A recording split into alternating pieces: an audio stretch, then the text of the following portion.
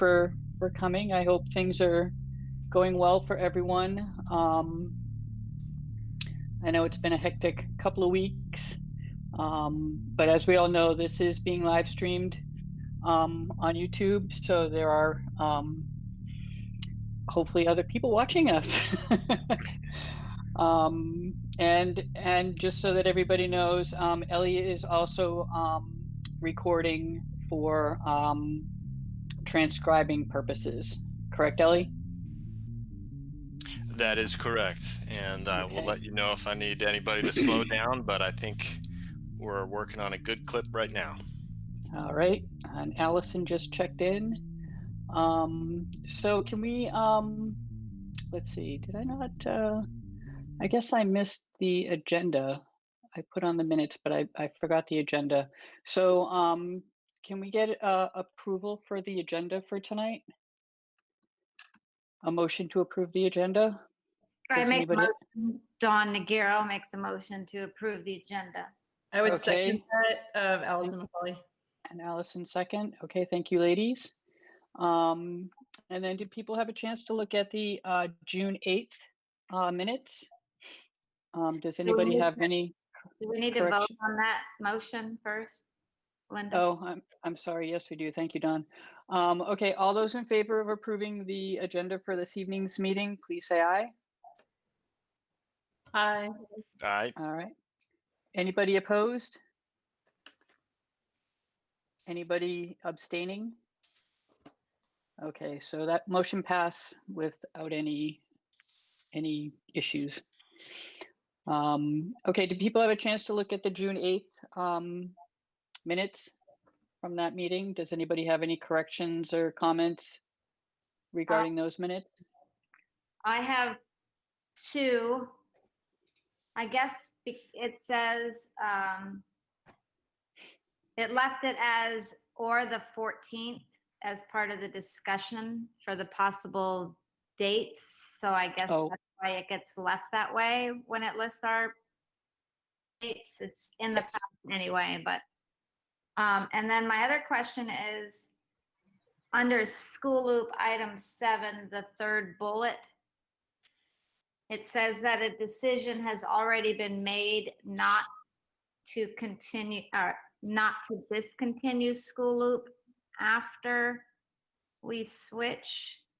And I'm just wanting to clarify that that decision was made for, were we talking about the next school year? And was there a decision that's already been made? I don't remember that being said, so I'm not arguing it. I just wanted to clarify for the minutes. So maybe I think Lucas, it said Lucas said it, so. Right, this was on the SIS, and I think we were looking at the fact that the SIS is not, at least the first stage of it is not replacing school loop. Is that correct, Lucas? Yes, if we're talking about the gradebook portion, the option to use school loop will continue for this entire school year. That is correct.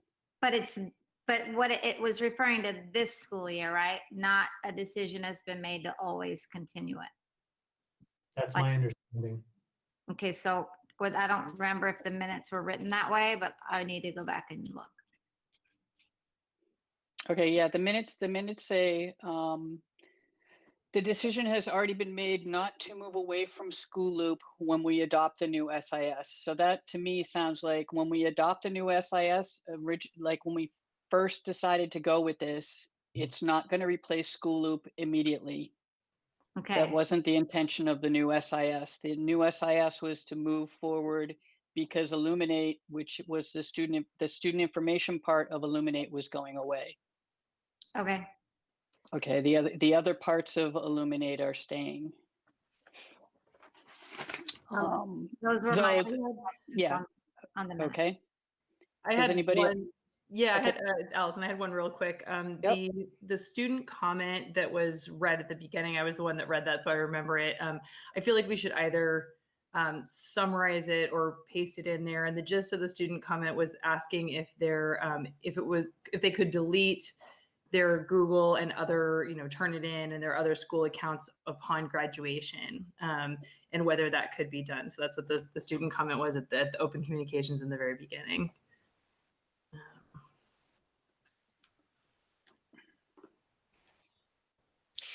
Is that the practice moving forward, to provide a summary of open comments, or simply that comments were provided?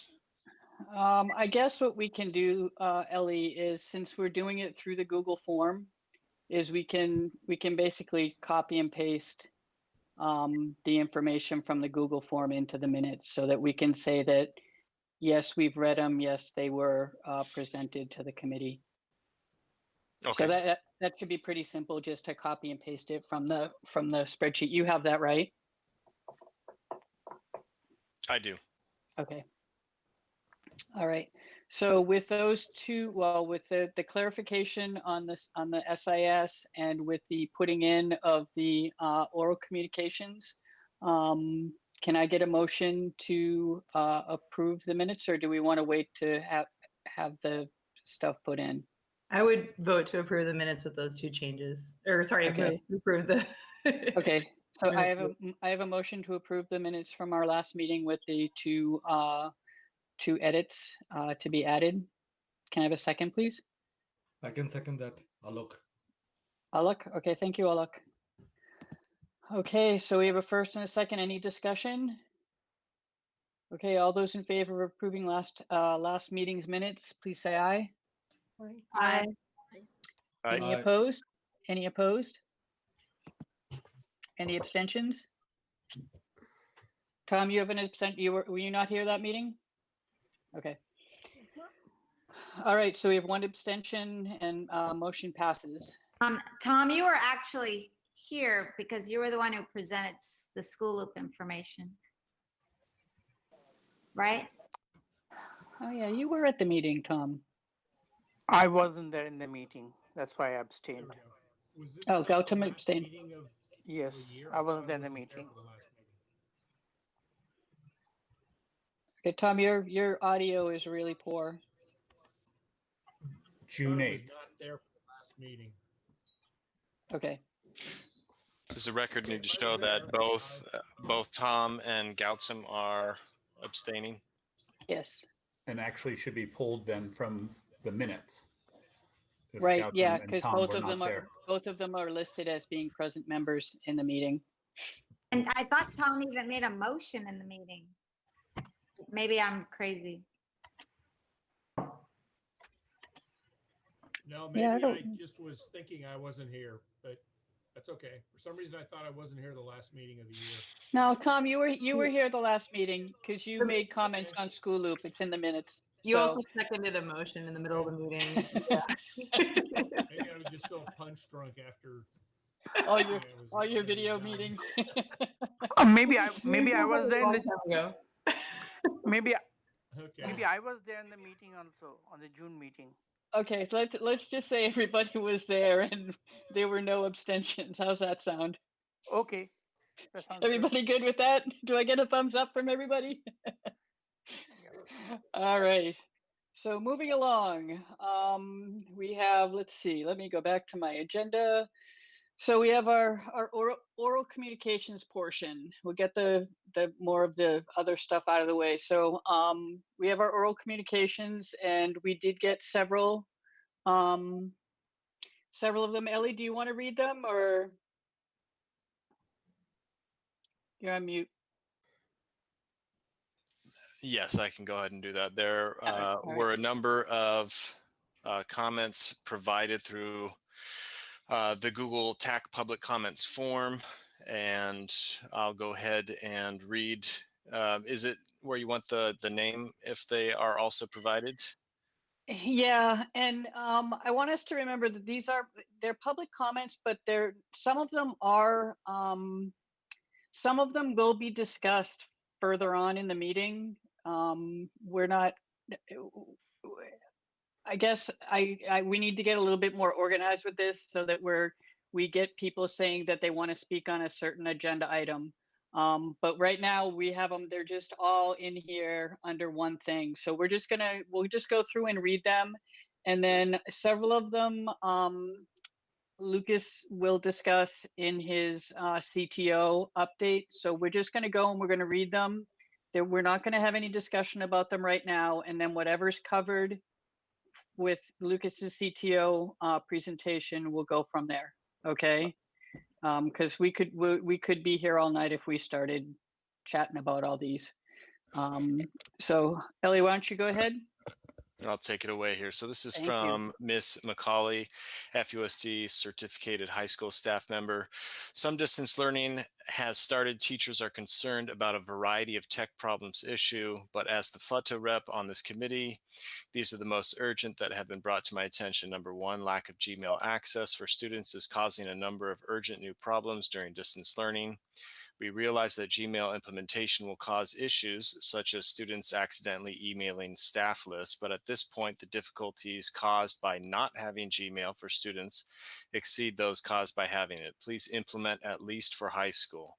Number two, the district needs to set the authentication settings for Zoom so that only FUSD K-12 addresses can join a meeting.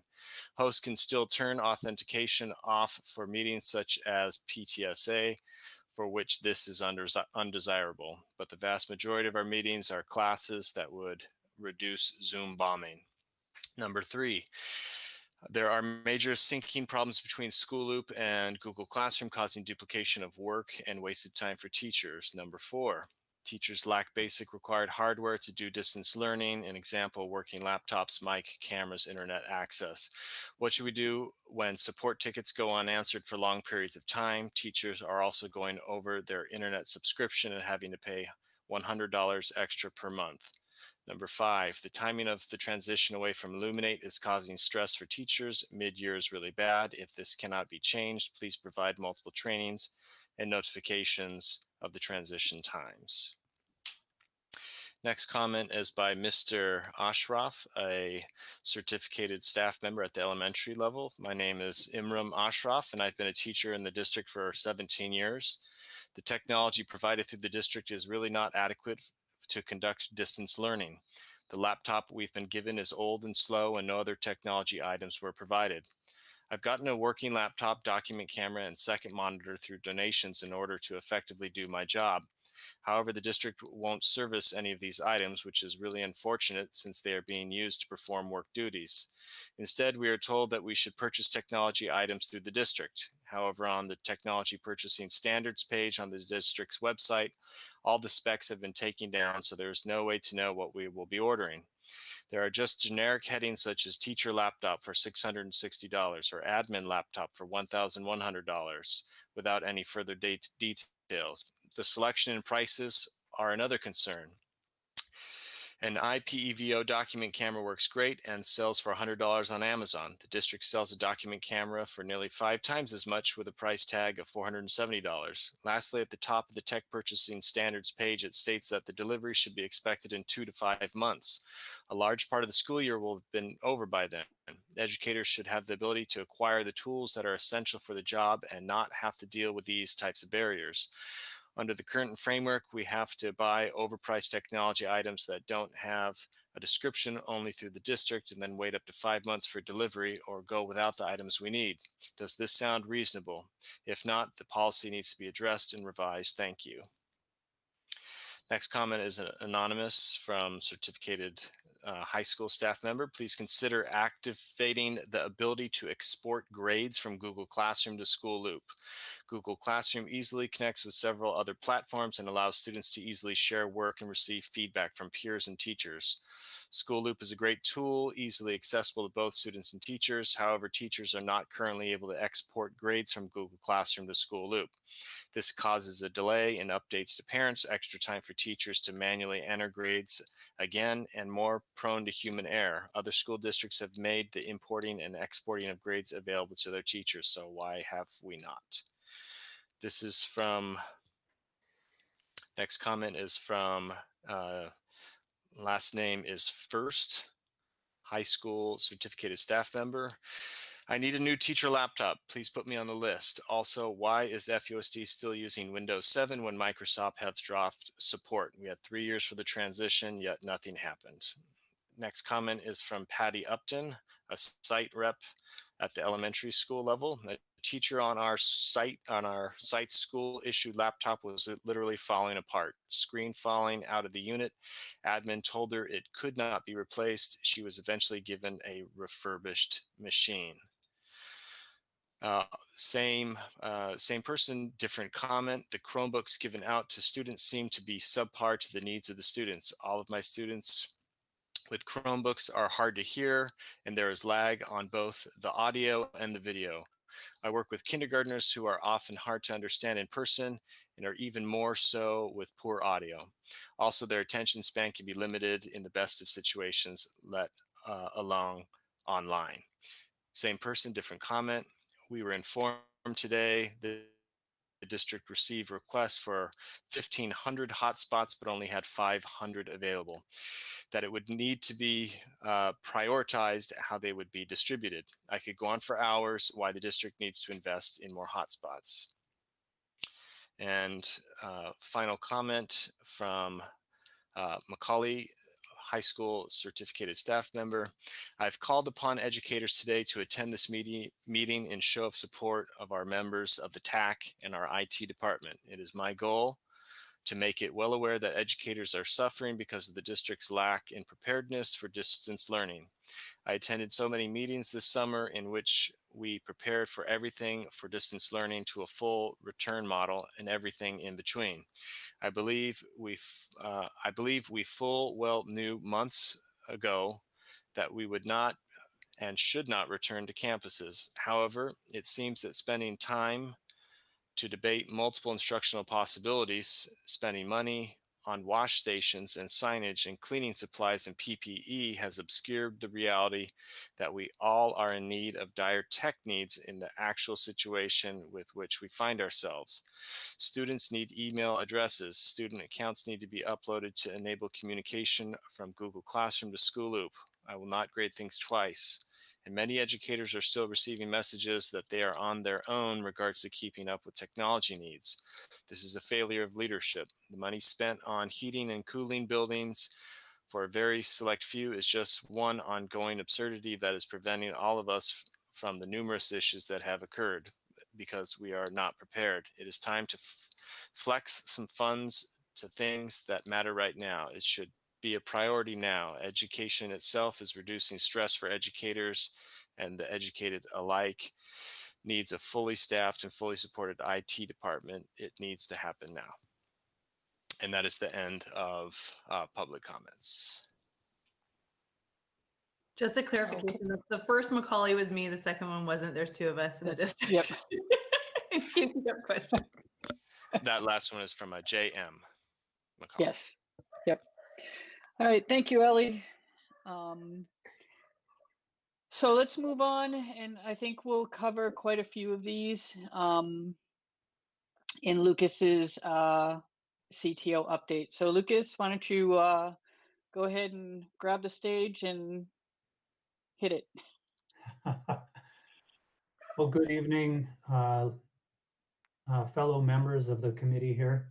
I do want to acknowledge the comments that we heard tonight, and there is a reality that much of our technology is old, and so I want to really state that I hear the frustration of our teachers, and I will share too that the technology department also shares the frustration of trying to repair old laptops and dealing with equipment that should have been replaced, frankly, numerous years ago. As the CTO, of course, I have the responsibility to work within the constraints that we're given, and also to advocate. And what I will share is that I've advocated for new equipment. I've advocated for a replacement cycle for laptops for teachers. Also looking at ways that we can ensure that our student devices are current. And I will share too that I'm not placing any blame on anyone, but I'm just saying that there are realities that we face. And of course, many of those have been financial realities. for some of you here, you know that I've been on the job for just 1 year now.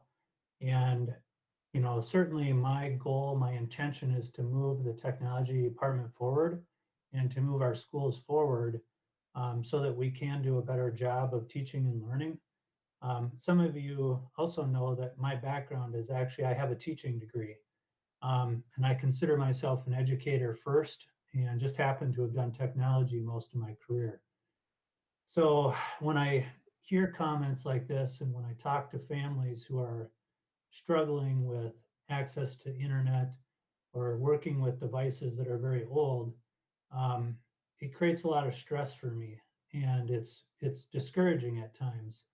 But I know that I can't let that discouragement like overtake me, and I just want everybody here to know that from the IT department's perspective, we are 100% committed to working within our current constraints, which, as you heard some of the comments, sometimes it means we are literally taping a screen together on a teacher's laptop. And I have been in my office and I've seen one go out the door with a clip on it holding the screen together. Now, I don't want it to sound like we're all doom and gloom here. There are actually quite a few of the laptops out there that are working, and some of them actually are working okay, considering that they're 7 years old. But of course, that's not a lot of consolation for the teachers that are using a device that is having issues. Rest assured that I have communicated every way possible that when teachers are having issues or students are having issues with devices, I have worked very hard to make sure that my staff know that the answer can't simply be, well, we don't have anything to give you. If a teacher comes to us or a student is having an issue with a device, we have a process in place that needs to be followed. And sometimes we won't be able to replace a device, but we will certainly do our best to repair that device and get it working. In the worst case scenario, sometimes a teacher will need to work with a Chromebook until we can find a solution. But there are some realities that we are working in, and we can't make new equipment appear out of thin air. So I want to hear the frustration. I want you guys to know that I hear the frustration that many of our teachers have shared, both on the forum tonight, privately to me at the board meetings, and know that I take it very seriously. So that said, I want to share some of the updates. And I want to begin on a really positive note here. We do have some funding that will most certainly be heading our way. I believe this Wednesday at the board meeting, the Learning Continuity Plan has in it right now $1,175,000 for teacher laptops. In addition, and so if that's approved by the board on Wednesday, that is a reality that will happen. In addition to that, the FEF, or the Fremont Education Foundation, is going through a major fundraising effort right now. And the first funds that they are bringing forward will be spent on student technology, whether that be Chromebooks or hotspots, and that's probably the two areas where that will be spent. The next 100,000 will be spent on teacher laptops. So assuming that FEF makes their fundraising goals, we will have $1,275,000 to spend on new teacher laptops this year. So that is a huge, huge step forward. Yeah, I think we should be clapping about that. I will share that long-term, my goal, of course, is that we would have a replacement cycle. And that is something that, you know, is a pretty common practice in school districts and companies. And at a minimum, my goal would be that we are replacing devices once every 5 years. And from my experience, once every 5 years is a pretty reasonable effort. I'm just sharing with you what my goal is and what my intention is. There, of course, will have to be funds that would back that up. So if we get on a cycle, that means that 20% of our devices will be replaced on an annual basis for teacher devices. Certainly, that's just one part of the picture, but just know that I am putting together a plan, and I really hope that we can have a long-term strategy rather than relying on funds to replace laptops once every 7 years or once every 5 years where everything is happening at once. I also want to acknowledge my technology department, and I know that they probably don't hear often enough the good work that they're doing, but I want to acknowledge that they have been working really tirelessly. Many of them this summer working 12-hour plus days, working on the weekends, and my managers too. Very rarely do they get compliments that they should get. And I will even share that this summer, my managers didn't take vacation. I didn't take vacation, but we were committed to being as prepared as possible, as humanly possible as we could, trying to have as much ready as possible. This summer, we implemented more software applications than probably the last 5 years in the entire district. We are currently supporting over 30 applications in Clever, and I would say at least that many outside of Clever. And I want to give a huge shout out to the curriculum and instruction department. Without their support, we would not have been able to do that. And I would say that we have a partnership with them that I like to brag about.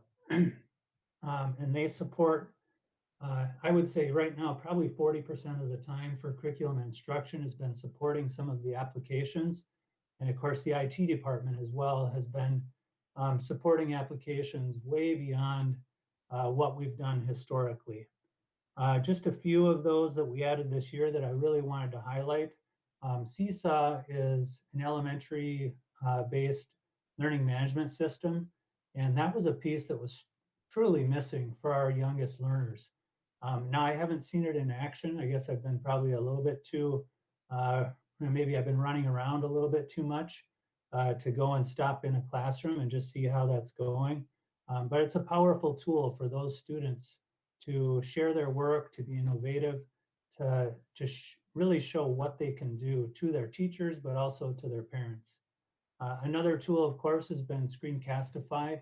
That took us a little bit longer to get rolled out than we wanted it to, but we do have a fully licensed version of that for teachers so that they can record their lessons and share those with students. And of course, Zoom has been rolled out. From the time that the school board approved that to the time that it went live was a very, very short window. I think we did a pretty good job of rolling it out with the time constraints that we had. And I know that there are definitely some requests in ways that we could improve that. And I do believe that we will get there, but I just want you to know that within the constraints that we had, we rolled that out as quickly as we could to make sure that it was available to teachers as quickly as possible. All right. Some of our big projects that we've been working on. Some of you may or may not realize this, but the district has been working, I believe, for nearly 3 years now on replacing their current phone system. And the Cisco Voice over IP phone system is really getting close to completion. The only facility that is left is the district office. And I should mention our maintenance and operation facilities. Those are the 2 locations that are left. That was a huge, huge project. And we're just kind of sliding into home base here to finish that up. So kudos to my team, my managers that have really worked tirelessly even before I started here to make that a reality so that our very archaic system that we had in place could be replaced. The other thing I want to mention, and I know this is getting to be a fairly long CTO update, but I think it's worth knowing some of the things that are happening. This summer, we've worked to close out 3 projects. One has been a construction project at American High School. For some of those who are not aware, there was an initial round of construction 2 or 3 years ago. And then this summer, there was another round. So as part of that, we finalized the IT upgrade there, which was switching and wireless network, and then the phones. We've also closed out Horner Middle School with a few little exceptions that are still finishing up on some of the portables. That was a major, major project that we're trying to just wrap that one up with the last few details. And then Lila Bringhurst as well. Many of you know at this point that that school is not going to be opening, but as an IT department, we were working on it as if it was going to open up. So we were really going through every hoop and every gymnastic we could to make sure that that school was ready and finished on time. What a lot of folks don't realize is that even though we're not going to be opening it up, we did have to finish all of these pieces so that we can take possession of that building. And as part of taking possession of it, we had to have the IT infrastructure in place so that the systems in those buildings could be properly tested. Without those systems being tested, we could literally not take ownership of it. In addition to those 3 major projects this summer, we're also ramping up all of our middle school conversion projects. So we've had meeting after meeting after meeting, looking through the maps, reviewing the IT standards, looking at the AV requirements. I will also do a shout out to Mr. Luis Zamora, who has been supporting all of the streaming for the board meetings and also for all of these meetings like we're here tonight. Luis is our multimedia administrator, and he is also very influential in making sure that the systems that are going into these new buildings meet our AV standards. Okay.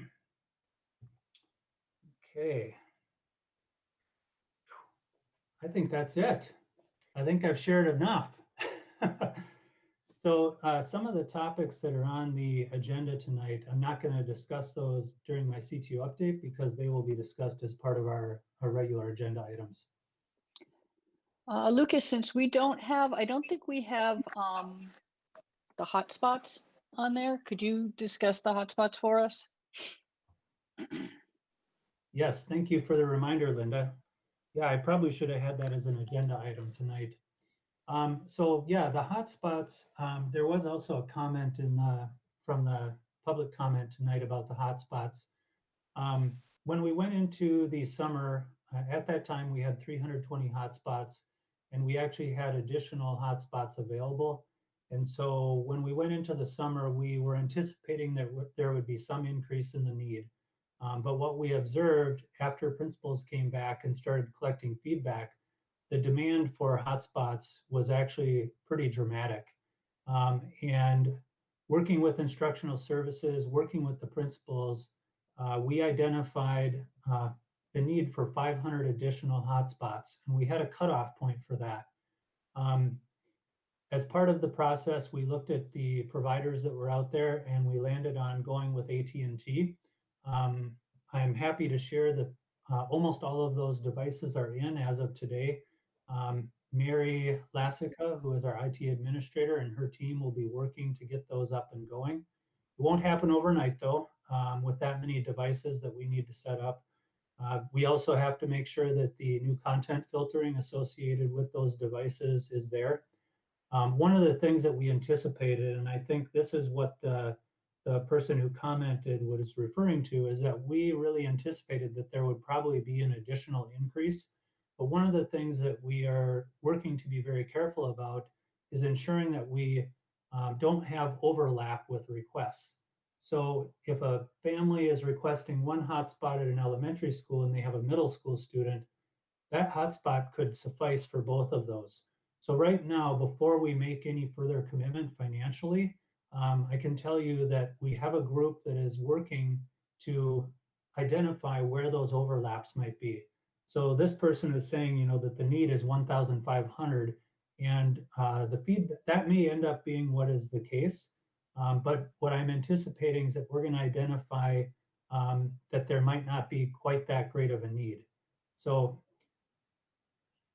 that's where that's coming from. So I really don't want to commit to a specific number at this point, but I do agree that there is probably going to be additional need.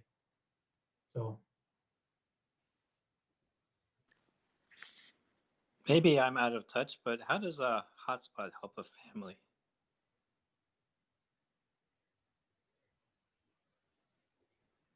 So obviously for families that don't have internet at all, it is really their only source of internet.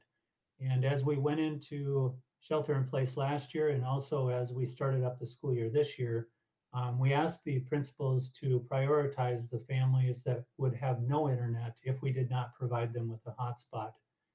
And some families do have internet, but they might not have unlimited high-speed internet. And so the solutions that we've looked for, our first round of hotspots were through T-Mobile, and then the second round of hotspots is through AT&T. And so both of these plans do offer unlimited high-speed internet. Now there is a cap to some degree. It's not truly unlimited. If you've worked with internet providers, you know that there is no truly unlimited internet. So in some cases, that's what's happening, but you do see families out there who their only internet connection might be their cell phone. And I can tell you, I'm sure even today, we probably have some families where the students might be tethering on that parent's cell phone. So we really want to provide a better option for some of those families. And there was two ways that we looked at this. One option was say, hey, we could just centralize this, go through the district office. But when we talked with instructional services, there was general agreement that the principals are the ones who know their families the best. So it was an additional burden, I think, on the principals, but the principals that I've talked to anyways did want to be part of that process.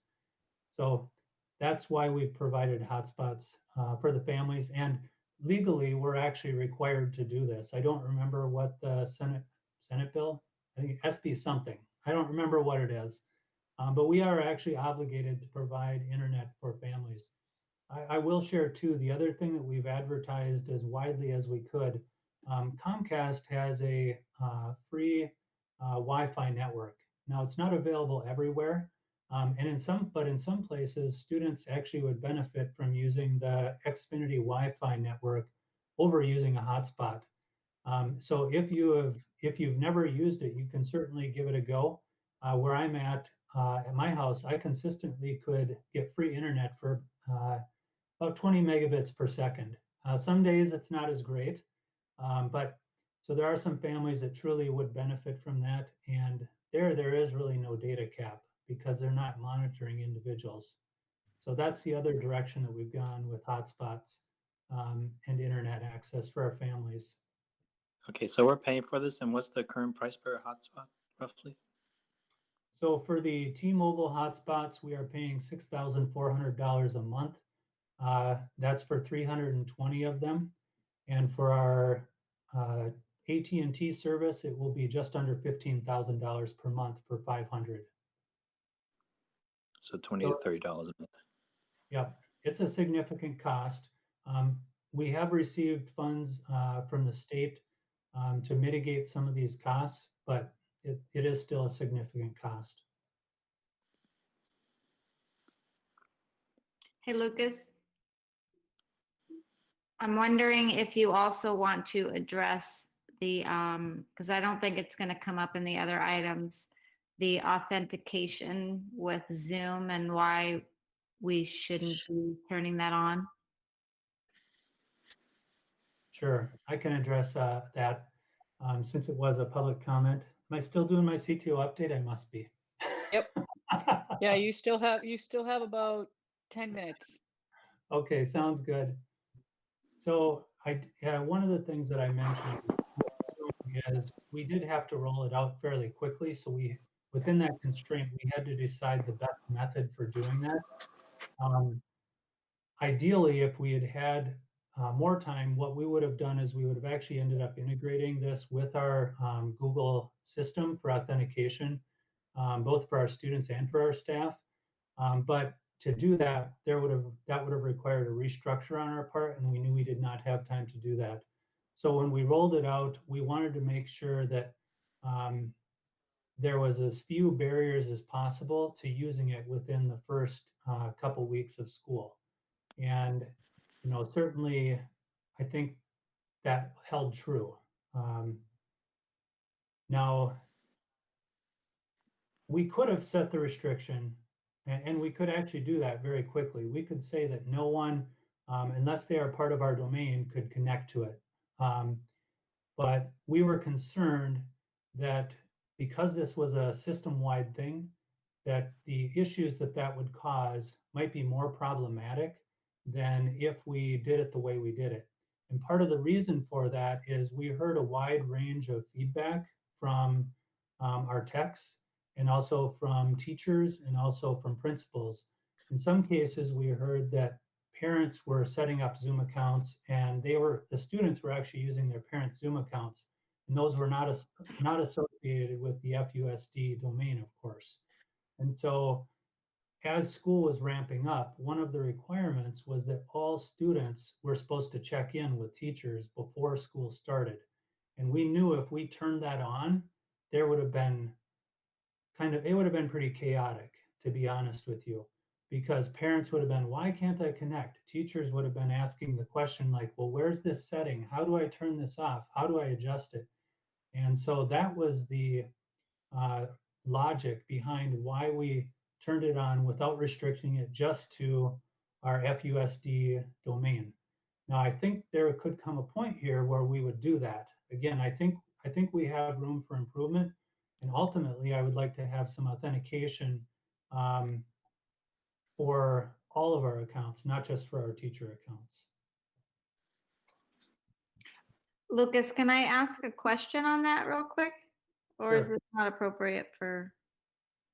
Because I thought the problem also with the authentication is if you ask the students to create an account, they're supposed to be over 16 for Zoom. I think that's true, yeah. I do have to correct myself. I think we're actually not allowed to ask questions. Okay, no more. That's all right. If it's clarification, Yeah, that's I think, fine. yeah, during the I update, don't I want mean, to. most importantly, we can't Okay. have formal discussion and have a motion on anything, but Okay, I have a question, Lucas. You said that you're getting Gautam, is this in regards to anything on the agenda? Because that was just for clarification. It wasn't a question to ask what's going on. Okay, we need to move on. We don't want to be here all night. okay, but the thing it was just just a clarification on Lucas's CTO update. Okay. I just wanted to know the money you're collecting. Is it going to go in one big bang theory of providing the laptops, or is it going to be spread across? You said that you're going to get something like 1 million something funds, additional funds. So how is that going to be spread? Did you think about it? We can talk about that when we actually get to the teacher laptop agenda item. Okay, thank you. All right. So any other questions for Lucas's CTO update? All good? All right, let's move on to our new/old kind of business. So Lucas, you want to take a few minutes and talk about teacher laptops? Yeah, absolutely. Well, I think I already shared, my frustration with having laptops that are 7 years old. I will share one small update too, just in case some on the committee are not aware of it. Last spring, when we went into shelter in place, we did purchase 300 teacher laptops. And the intention behind that was to replace the absolute worst of the worst teacher laptops. We have just a handful of those that still have not been distributed. But I think we've made pretty good progress on it. And I'm happy, obviously, to report that we're going to have funding for teacher laptops. And my goal with this is that we will be able to replace every teacher laptop in the district that still needs to be replaced with a new laptop. It's going to be a not small project. I would anticipate if we're able to identify a good solution, it would be about 1,700 laptops. That's my best estimate right now. If you add in the 300 from last spring, that puts us at 2,000, which is approximately the number of teachers, I believe, in the district or FUDTA staff members. So the trick will be for us, obviously, to make a decision fairly soon. On Wednesday, we will know, of course, if the school board is officially approving the LCP. If they approve the learning continuity plan, then that funding is also approved as part of it, is my understanding. So that's a really, really positive thing. I know last winter even we were talking about, what would it look like? How would we should we have the discussion about getting new laptops? And of course, at that time, the budget was looking pretty bad, to be frank. And so obviously we've had a turnaround now. So one of the things that I want to talk about in terms of teacher laptops is the need that we're going to have to make a decision fairly quickly. I know that obviously, I know you guys want to have some input into the devices that we would look at, but I think with the goal of replacing all the teacher laptops, that is going to limit somewhat the options that we would have. We're not going to be able to purchase $800, $900 laptops if we're going to accomplish this. And so one idea that I had, and I would like to get some feedback on this, because we probably don't have enough time tonight. Actually, I know we don't have enough time tonight to actually go through and think through what this would look like. But is the Technology Advisory Committee interested in having a special meeting where we would talk about laptops? I could bring some possibilities to the table, but ultimately we would need to make a decision fairly quickly.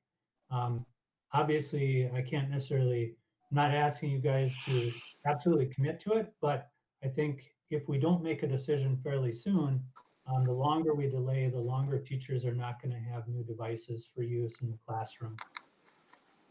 Can I ask a question? Go ahead, Allison. Real quick, thanks. I just, I would request that, I would love to attend that, and I would request that we find some way, whether it's via sending out the Google Meet link or something, to allow other teachers to attend. Right now, Stephanie and myself and Tom and Dawn are kind of like trying to represent all of the teachers here, but it's challenging and there's different needs at the elementary, middle, and high school level. So if there's any way that we could get increased representation at that extra meeting, that would be really helpful. I have one more question. Have you ever thought of the support of all these things? Because you're counting the money towards the laptops, but you also have to support the teachers with the laptops and the issues they're having, and your staff is limited, I think.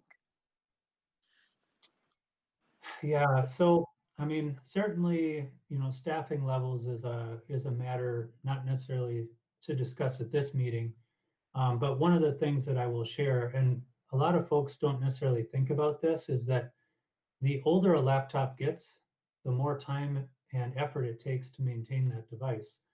So initially, if we were to purchase 1,700 new laptops, if that's what it ends up being, initially, of course, the time commitment is going to be difficult, and it's going to be a slow process to get these devices into teachers' hands. One of the things that oftentimes is not thought about, and I've talked with many people about this, is for us to get a new laptop into a teacher's hands requires that the tech person coordinates with that teacher to meet at the school site or to meet them at the district office. That staff member then needs to log on to that device. Then they need to work with them to transfer their files off of that old computer. And then that teacher is ready to go, if there's any questions.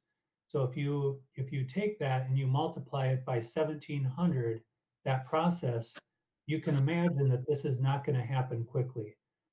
One of the positive things about teacher laptops is that laptops are not as delayed. Supply chain, as you know, is a real difficulty right now. Chromebooks are the worst. Chromebooks, depending upon the model that you get, it can be 4 to 6 months. That is what the estimate is right now.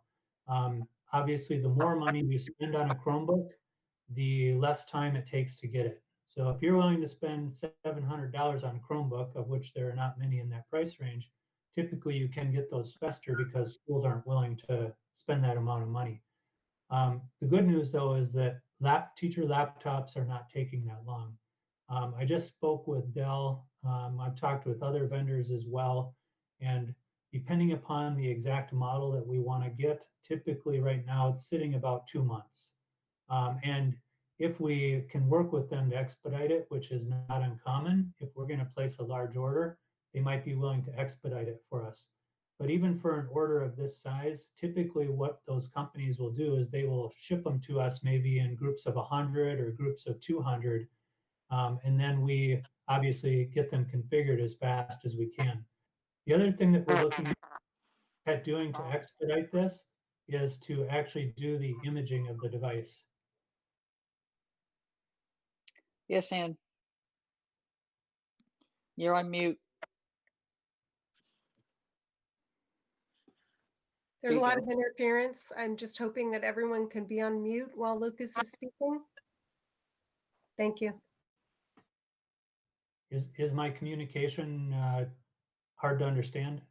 Nope, no, you were getting some feedback from somebody else. Okay, all right. So one of the things that we're looking at to expedite this, which does add a small cost to it, is to actually have whichever vendor we go with do the imaging for us. And surprisingly, I thought that imaging used to be a little bit more spendy, but it sounds like it's only $15 to $20 per laptop. So it's really more in line with what you would pay for what is called white glove service for Chromebooks. I think it's around 15 bucks now. It used to be 11. I tell you, Google, they keep raising their prices. So I was really pleasantly surprised. The only delay with that is we have to work with whichever vendor we go with to develop that image that they're going to put on those machines. So that can take at least a couple weeks working with them because we need to get a device from them. We actually want to test it out ourselves to make sure that it's good, because once that image goes on 1,700 computers, if you have to fix it, boy, is it a pain. So you don't want to make a mistake. But that's a really positive thing, because even if it takes us 2 additional weeks or even 3 weeks to get that image right, our team, there's no way we could image all those machines in a 3-week period. It would be impossible. Yeah, so we have a good plan once we're given the go-ahead to do it, but there will be some things that will slow it down. And so in my mind, best case scenario, we would probably be looking at 3 months, and maybe a little bit sooner. Some staff members would start getting the devices into their hands. Now, maybe we'll really get lucky, and whichever company we go with would have a shipment of devices ready much, much sooner than we anticipated. And certainly we would push them as hard as we can to make that happen. All right, Ann. Unmute yourself. I'm just not used to that. I think a lot of the things you've suggested are great. I'd like to hear more about how you're planning to implement a continual refresh cycle, such as the large companies have, where the employee has an eligibility period to obtain, order a new device. We have lots of other things that we have to do on an annual basis, and we get reminded. So it's a suggestion. Concern that I have, or I'd like to hear more about, is if it's going to take 2 to 3 months to get these devices, are we going to be able to deal with that as well as the implementation of a new SIS? Student information system. Well, we'll talk about that. That's agenda item number 3. And I think what we can do is if looking at the scheduling and stuff, that might be another discussion, not a discussion for tonight, because we are pretty limited. We are pretty limited with time, though. Lucas is moving right along here. Does anybody have any other questions for Allison? Go ahead. Just real quick about the teacher laptops. I know so many teachers who would be extraordinarily grateful if that were able to happen, but there are people who can't wait and are purchasing their own technology. And then also the district laptops that we have, for example, don't have the processing power to show a whole class on Zoom, no matter how big your monitor is. So if in that process, it would be good if there were some way for teachers to notify the district that they don't need one anymore, because unfortunately they did pay for it themselves, and that might save you guys some money in the long term. Sure. I appreciate the comment, and it's unfortunate that we have some teachers who are obviously spending their own resources on this. The one thing that I would encourage, and I've talked with my team about this, is we can't just be telling people no. And, you know, if it's happened, if it's happened to teachers, you know, I want to apologize for that. As an IT department, even though in some cases we may have limited options as to what we can do to provide a device for that teacher, please, if they are submitting a help desk ticket and they're not getting a response, have them contact me, because as much as I, you know, have a lot going on, I really care about what's happening in the classroom. And sometimes, I mean, well, I'll be really straightforward with this too. Our IT staff, I mean, we're backlogged. There's no question about it. And we have one help desk person, and she is doing an amazing job, but she can only route so many tickets in a day. Okay. Now, obviously, many of our teachers in our schools, they know how to get a hold of their IT lead person or their IT specialist that supports their building. You know, they can use whatever method they want to, but I really ask that people use the help desk system, even if they submit that ticket, because if I don't see a ticket, it's really hard for me to have accountability.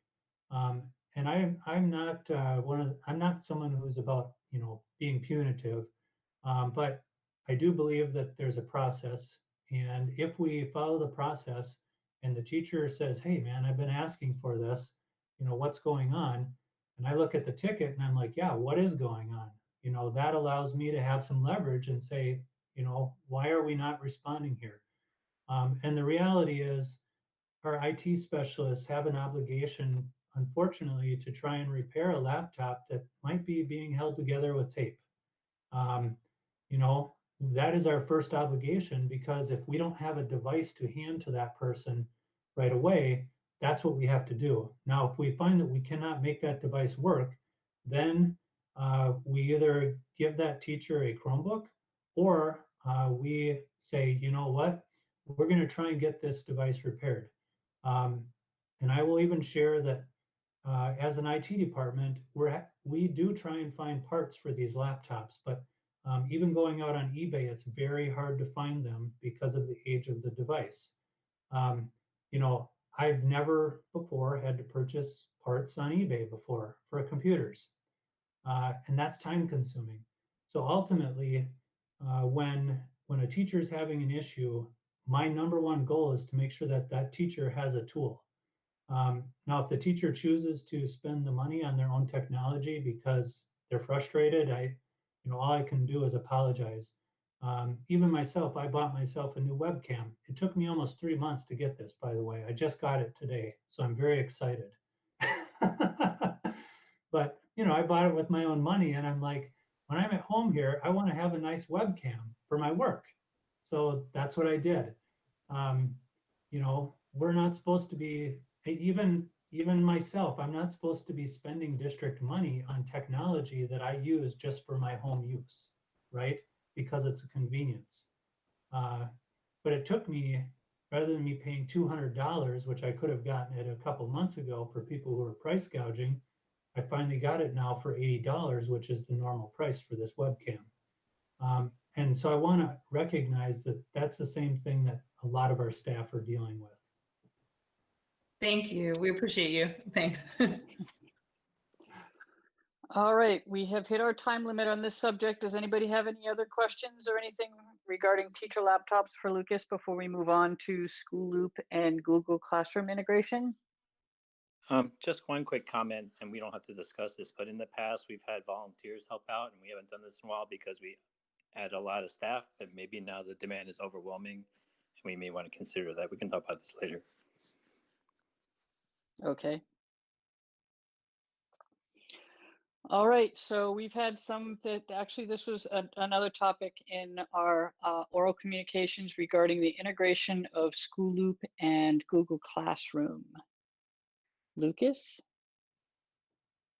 Yeah, so I want to share that it sounds like the issue is obviously affecting a fair number of teachers, and this was a little bit of a difficult one for our department. There's some nuances, of course, behind School Loop and some of the history of the implementation and the support. Historically, the IT department actually has not had a super lot of involvement with School Loop, but clearly it's looking like there's a need for us to begin being involved in this. For those who don't know the history of this feature with School Loop rolled out the syncing feature last spring, and my understanding is a lot of the teachers did not implement that feature at the time. And the ones who did try and use it were having issues having it sync to Google Classroom. So again, I want to recognize the frustration there and also the comments from the public about, or the comments from the teachers tonight that, you know, they really don't want to be doing double entry. And I understand that completely. So it sounds like from the issues that are being experienced, maybe this is something that cannot be managed by a teacher themselves. And so this is something that the IT department is going to have to probably get a handle on, working with our data division to find out what it actually would take to sync these records up. Just like with any system, for the data to talk from one system to the other, there's going to have to be common threads of data, whether that's their student ID number, whether it's going to be their GAF account. We're going to have to figure out what that is. So I do want to let people know that our IT department is going to take a close look at this. And, you know, all I can do is apologize to the teachers who are experiencing the frustration that they are out there right now. And I would actually just ask for any feedback in the IT committee here tonight. If there's any information that you guys might have off the top of your head, just about what you're observing, so that might help us head in the right direction. Yeah, can I speak to that real fast? What we're noticing is that there's sort of one-way integration, and so we're finding that as far as what we've sort of found is that what needs to happen is that the students' Google accounts need to be uploaded into School Loop, and that hasn't happened yet.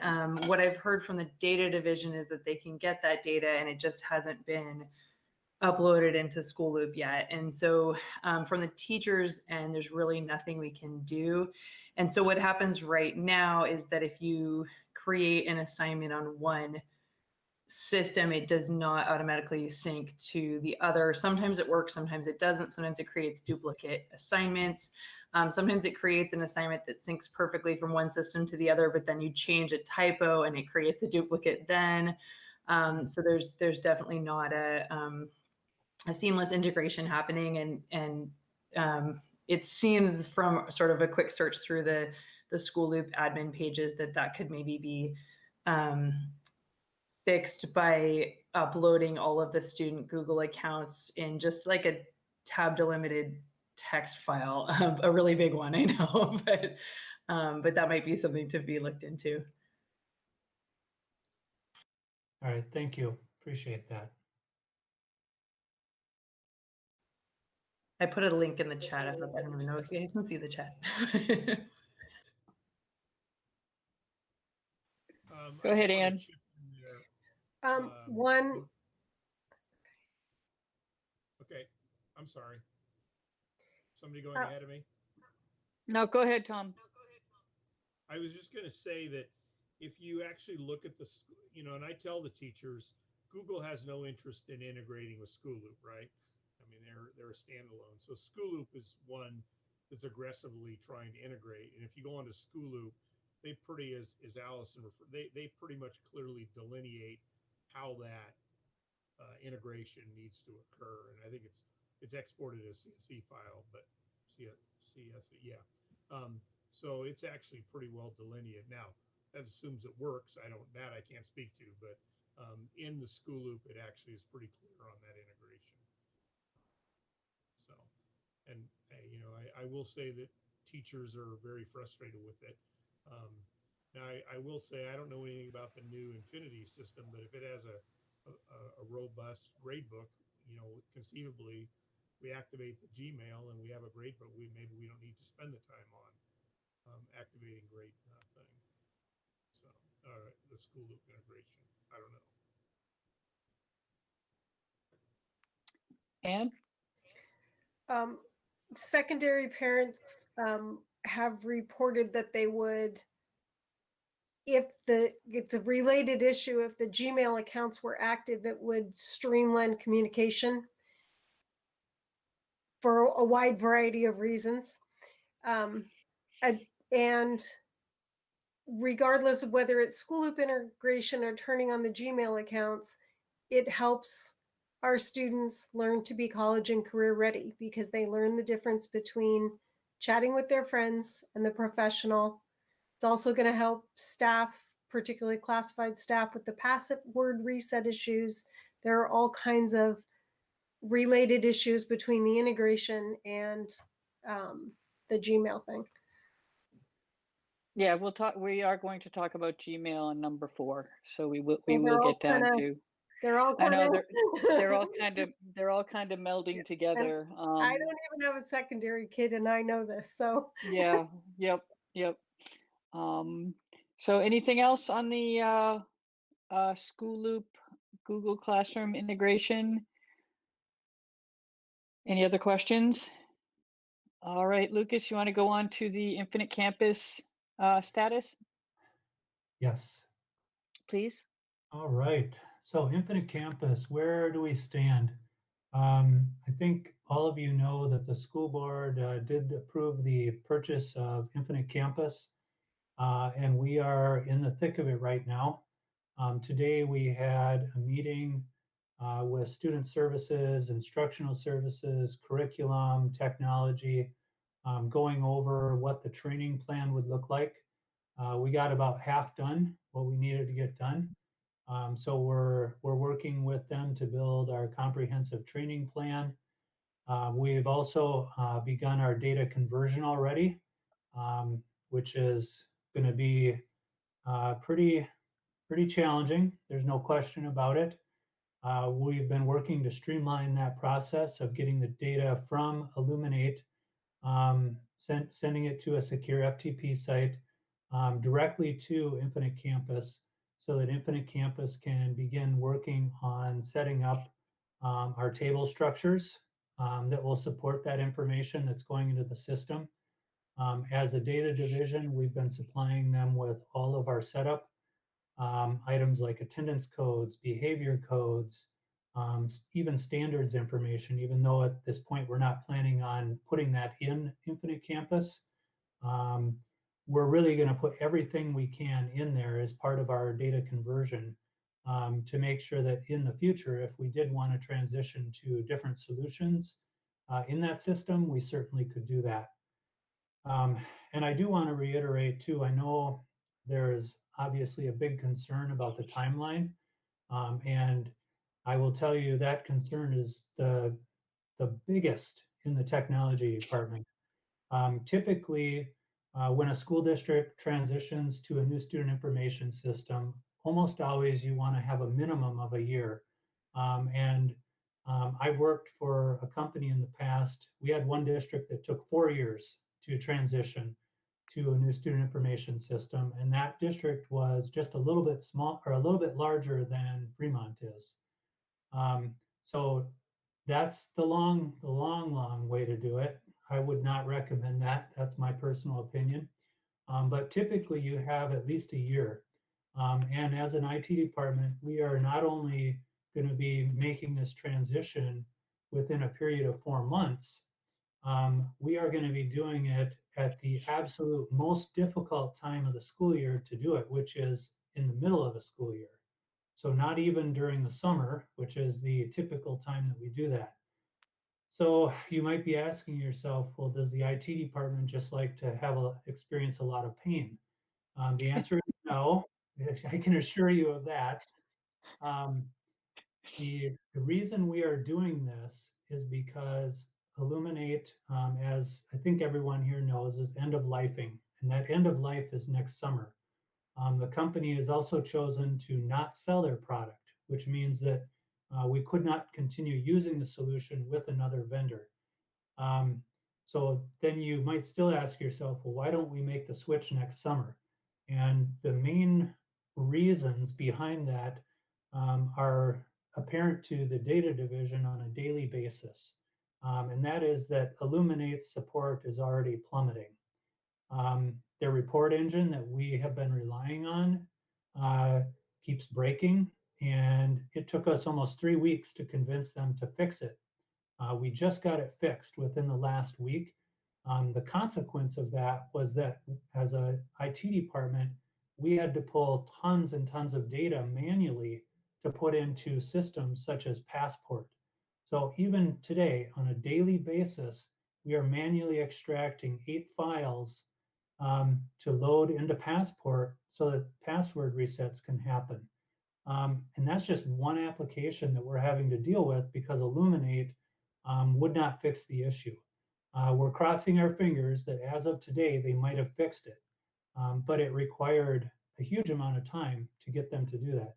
Not only that, the support calls that when we put them in, it sometimes takes a very, very long time compared to historically the responses that we've received.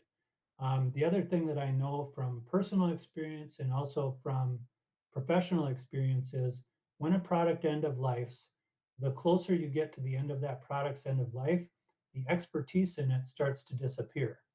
And we've already observed that. So there are staff members that the data division has historically worked with, and those people have either moved on to other companies or they've moved to other parts of the company. And so we knew that if we waited till the very, very end, we might run into a situation where we really would have almost an impossible task to get our data from the company. So those are some of the justifications for it.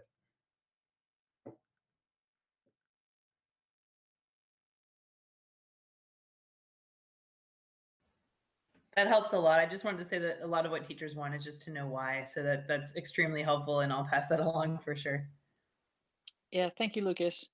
Yeah, I'm sure this is teachers are getting a little bit hair crazy with everything that's going on.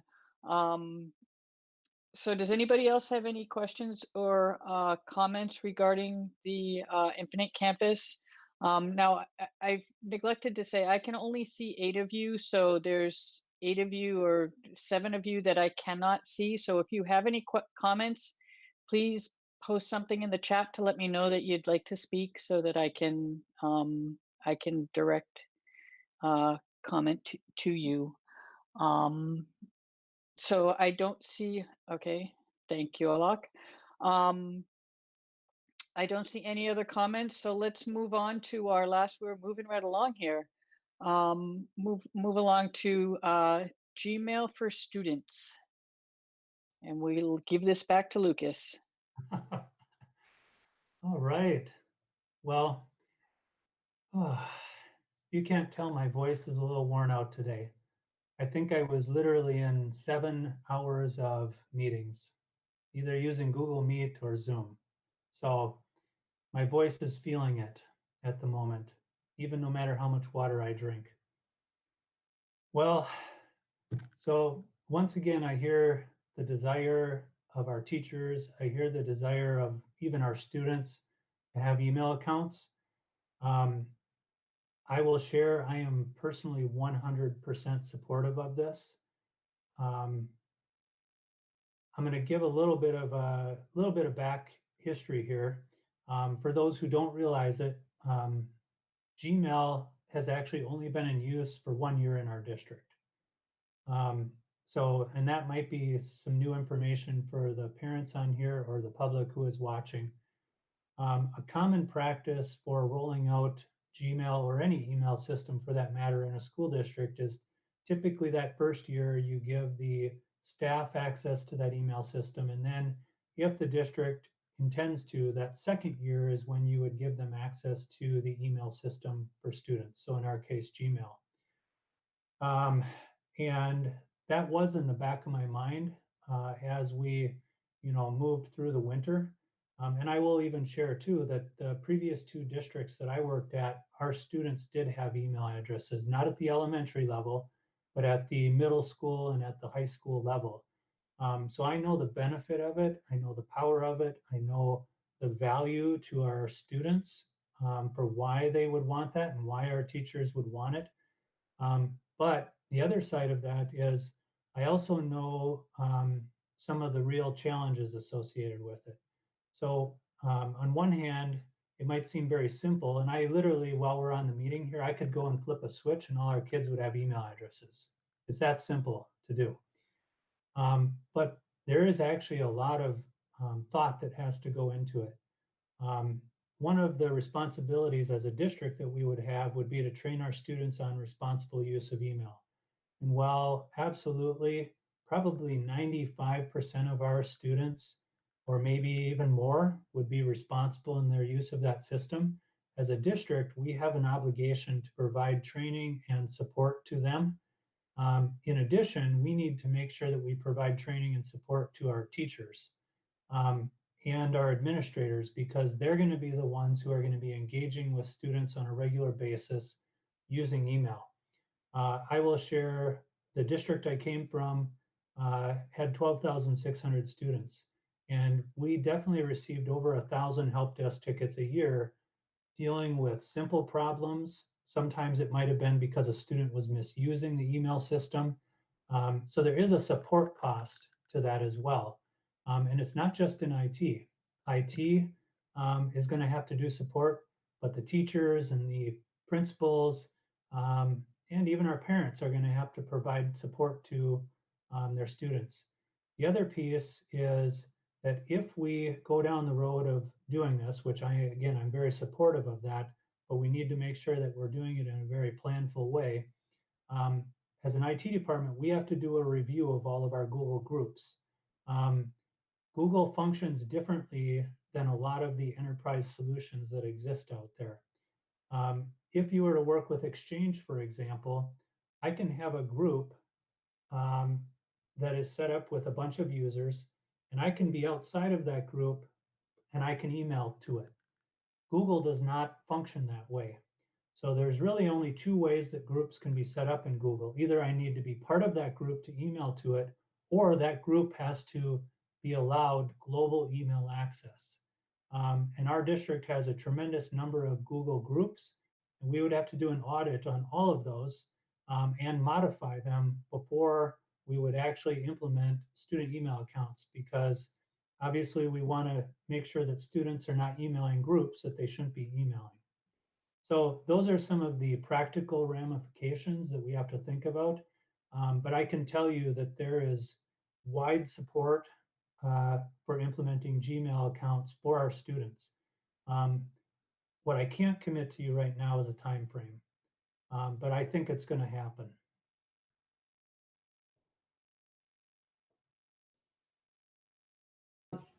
All right.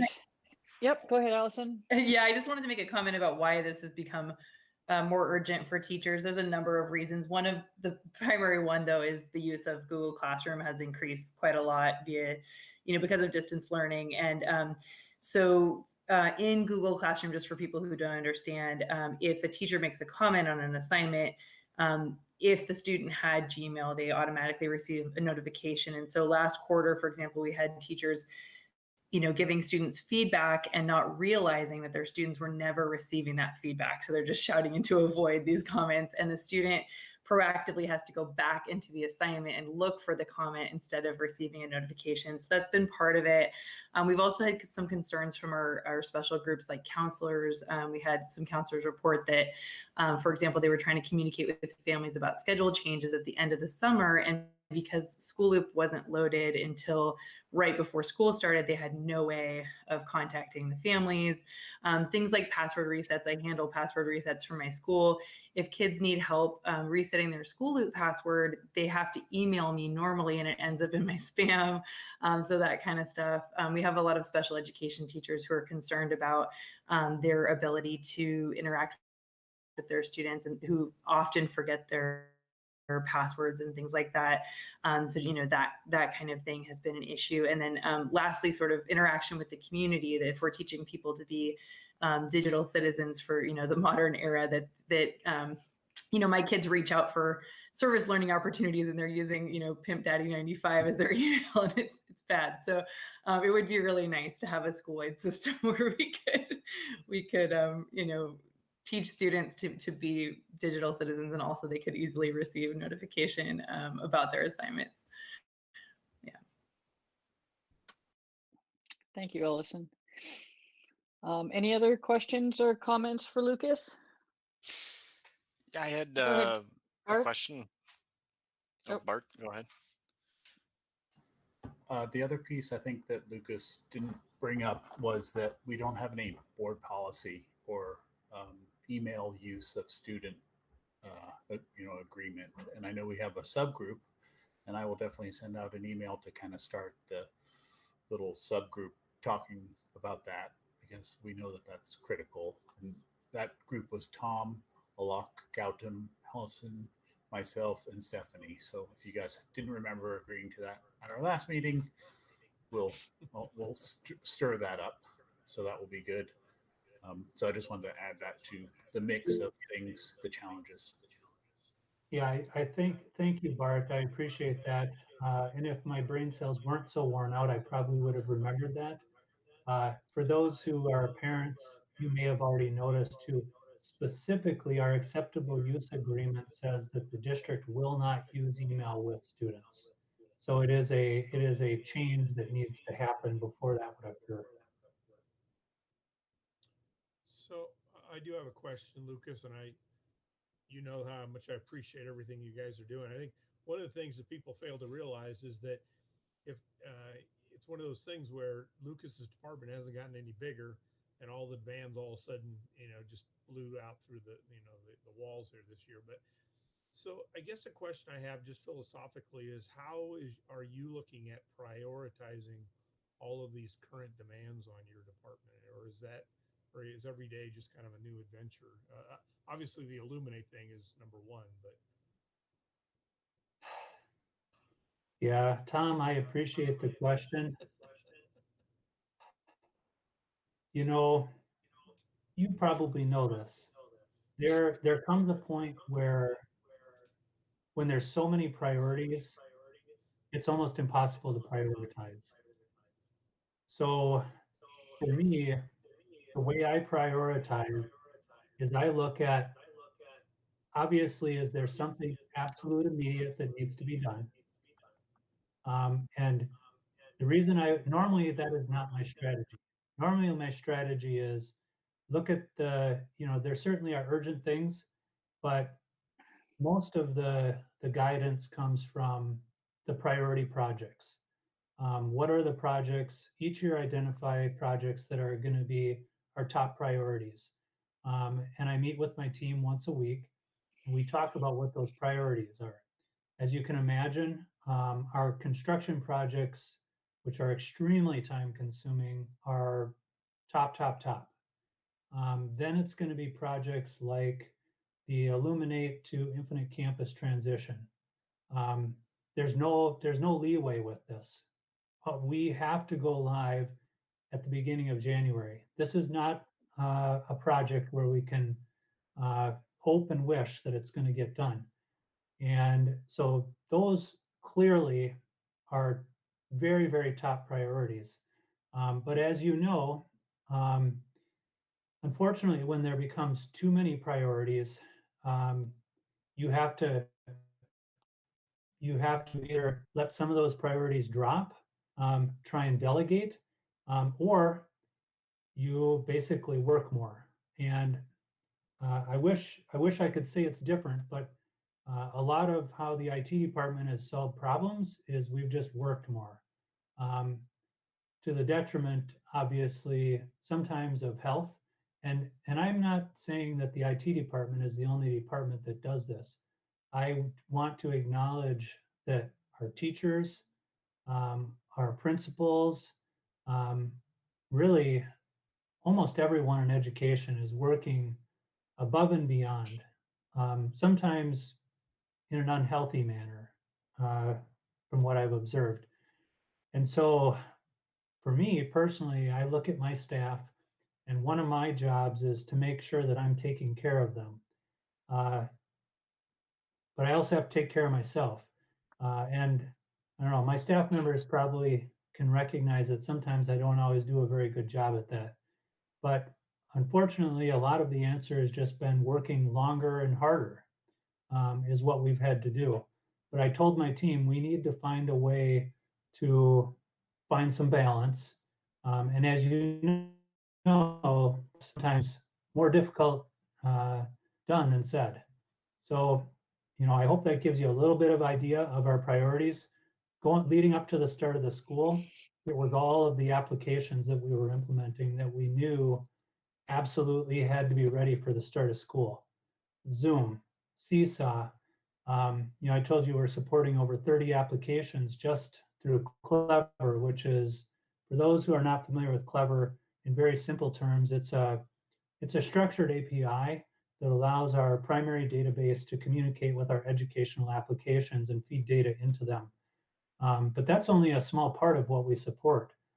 If I were to estimate, I would say that IT and curriculum and teachers, we're probably supporting 200 applications. It's pretty astronomical what it is we are doing. So I appreciate the question, Tom. And it's a, some days I just shake my head about how to prioritize. Yeah, and I think it's important for people to understand that, as a teacher, I think it's human nature, right? If you have a problem, your computer isn't working, everything else in the world seems, a thing. But I think it's valuable that we all know what you're doing. So when, we're talking to teachers or whatever, people do understand that there's, why, the Illuminate thing, you and I'd already talked, and I knew that, but if you didn't know that, the problem there, now everybody can tell that same story. I think that's what's important, is people understand that it's not like, well, we just decided to push some things away, and and I did look at your website. I mean, yeah, just buying a computer is a difficult task now. You just can't buy computers. As you said, it took me for a month and a half to get the camera that I wanted for my thing. So I think that's an important aspect as well. So anyway, thank you. Ellie, did you have a comment you wanted to make? Thank you for looping back, and I actually was able to answer it for myself by checking in the chat log. Okay. Thank All you. right, great. Anybody else have any questions? Or Anne, go ahead. One thing, as no matter what application we're doing, no matter what we're using, it's important that the messaging that we're getting to families have good information, easy to understand, like maybe 5th grade level to understand information, and possibly have a graphical component. For example, parent portal equals office business, Clever challenges equals teacher business. And so no matter what we're doing, Bart has been quite gracious in forwarding all kinds of interesting requests because the parents hit that FUSD webmaster button. So as we're working through things, graphical, simple directions, simple information about what a hotspot is and how it can help you, needing to have things in a simple fashion would really benefit our clients.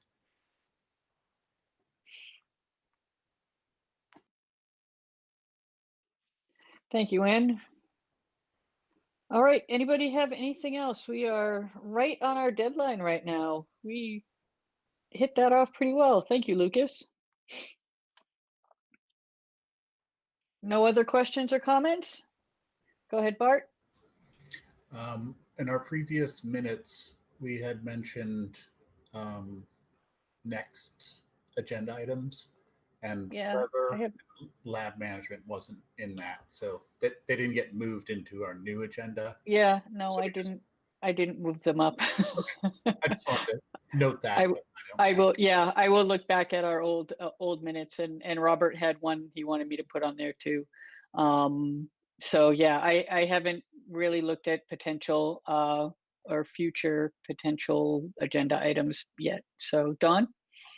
I just wanted to loop back because Lucas had mentioned potentially scheduling an additional meeting for the whole computer thing. Is that something we need to figure out now, or are you talking a conversation over email? What are your thoughts? Yeah, I'm not sure, Lucas, if is that a whole, do you want that to be a whole TAC committee, or do you want that to be a subcommittee, more staff? I would think that's more staff-based type thing. Well, I'm open to suggestions.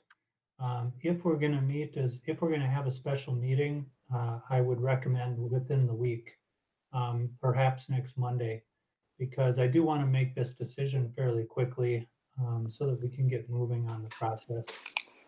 I can join in, Lucas, on this one.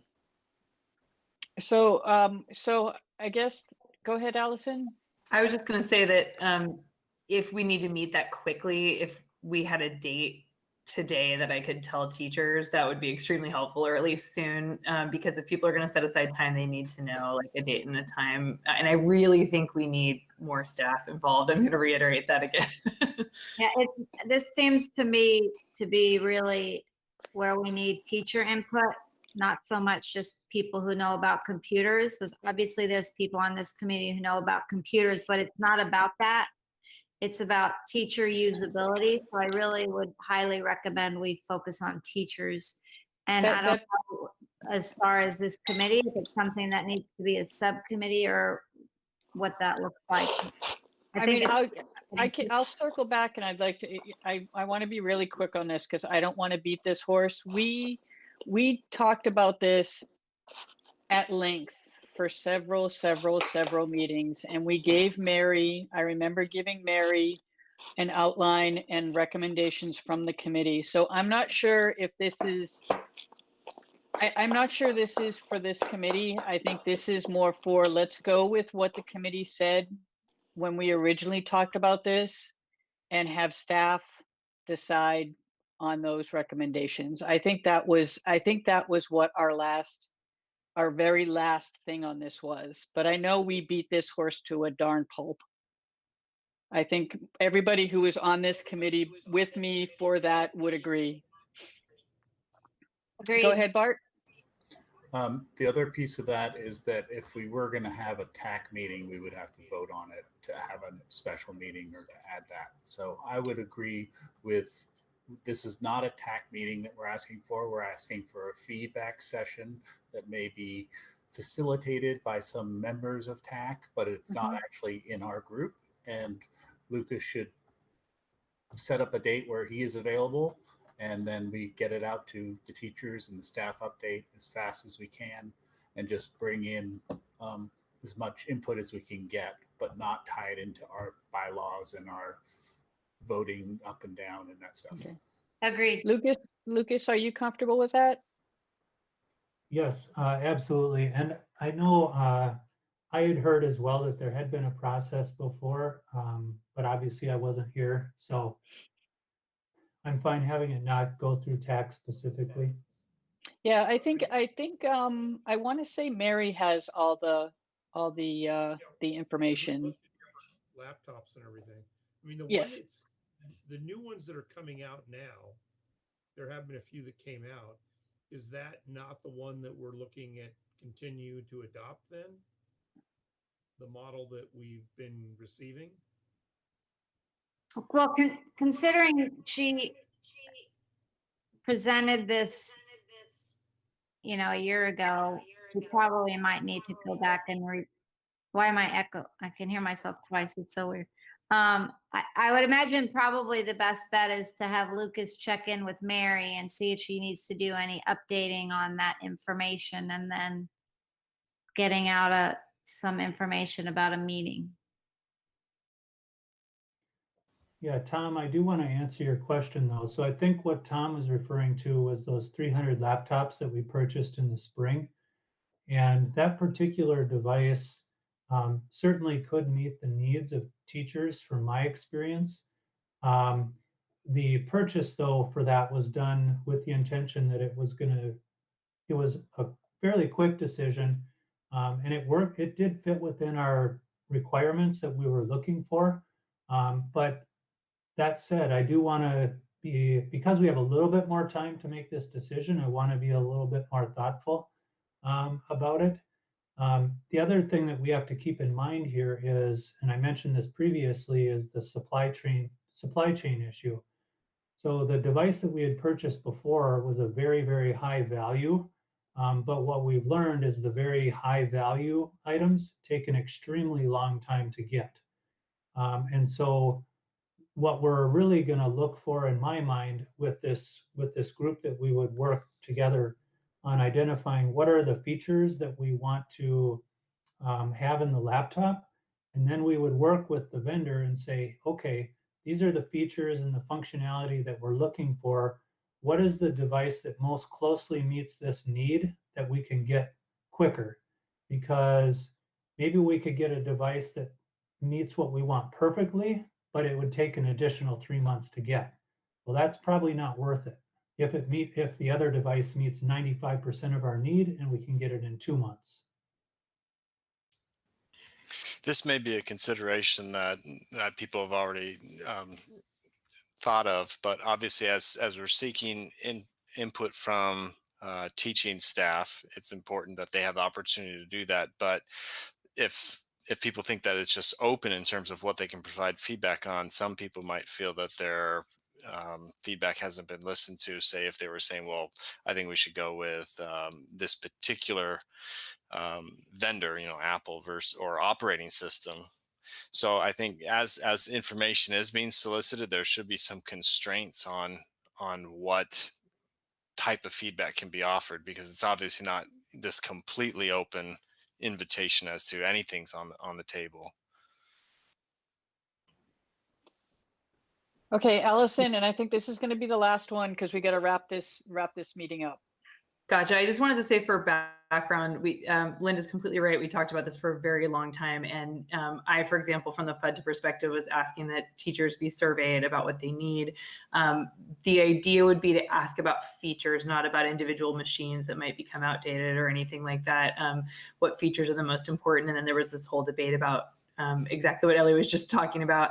And a survey was created and never sent out. But that was the idea behind the survey, was these are all the potential features these machines might have, which are the 3 most important to you, kind of a thing. And that was never sent to teachers. So teachers were never asked what they actually needed. And so that might be something that we could do in a relatively short amount of time. I know if I told teachers that this was actually going to affect what they got, they would do it very quickly. Yeah. Okay, thank you, Allison. So I think that wraps up tonight's meeting. So we will, our next meeting will be October 5th. And I'm assuming everybody got my calendar that I created, and I will I will try to have everything on the calendar. So it will have the meet link, it will have the agenda, and I've asked Ellie to post the minutes there. So they're all in one place.